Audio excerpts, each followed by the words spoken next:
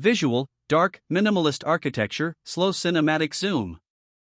Most people believe the psychology of money, why smart people overspend, is a matter of luck. They are wrong.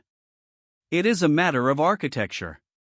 Visual, high contrast financial data, deep blue and bold accents.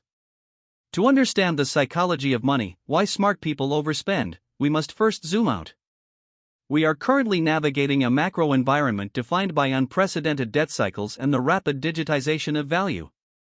Traditional wisdom suggests diversification. We suggest structural leverage. The psychology of money, why smart people overspend phenomenon isn't happening in a vacuum, it's a direct result of the shifting velocity of global capital. At capitalmind, we don't look at the noise. We look at the gears. Visual, macro shot of luxury watch movement, intricate gears. Our analysis of the psychology of money, why smart people overspend, reveals three non-negotiable pillars of intelligence. Pillar 1, systemic asymmetry. You aren't looking for linear returns, you're looking for asymmetric upside where the risk is capped by the system itself.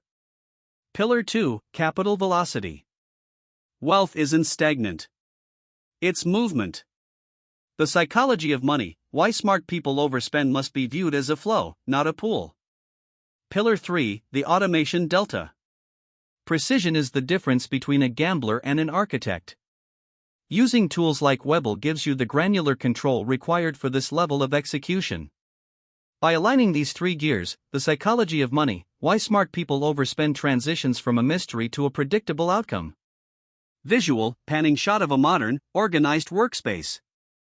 Here is your actionable blueprint for mastering the psychology of money, why smart people overspend. Step 1, audit. Identify every point of friction in your current financial stack.